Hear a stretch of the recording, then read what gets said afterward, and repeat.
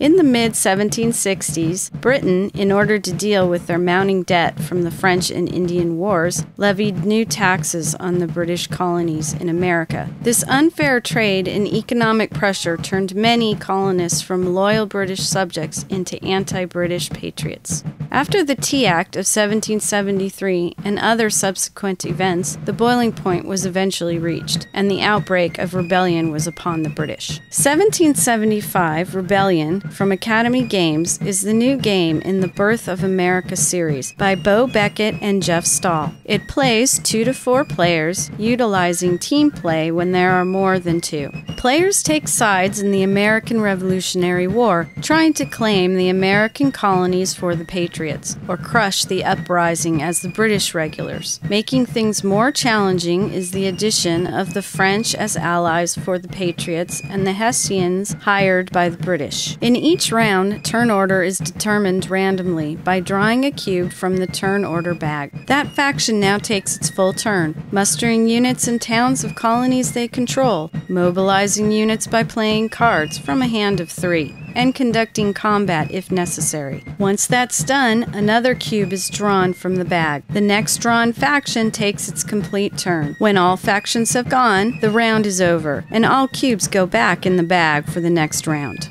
The movement cards show the number of units or groups of cubes that can be moved, and also the maximum number of spaces each unit may move. The active player must play one and only one movement card each turn, but he may also additionally play up to 2 special cards if desired. These cards have varying powers that affect play. For example, the Queen's Rangers card allows the Loyalist player to add an additional 2 movement to all armies he moves that turn. When units are moved into a space occupied by the enemy, combat ensues. Conflicts are resolved with dice and reflect the differences between the troops. Each faction has its own unique set of dice, each with different combinations of 3 possible results: hit, flee, or command decision. As you would expect, when you score a hit, an opposing unit is destroyed and removed from the map. A flee roll results in one of your units being removed from the map and placed in the fled units area on the board for later redeployment. A command decision roll gives the active player the choice to relocate units to adjacent friendly areas. When a faction takes over a colony, they mark it with their control markers. And this basically is the game, turn after turn of strategic placement, movement, and battles.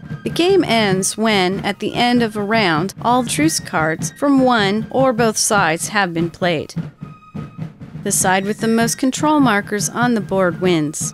Even though it is a game, the map in 1775, the fight for specific territory, the various factions involved, and the way those factions interact are based on the actual history of the period, making the game an excellent and, more importantly, fun way to learn a little history. Plus, because the game is essentially a tug-of-war of dice rolls, players can occasionally get boisterous. And it's not uncommon that other people at the tables around you might come over and see what the fun is.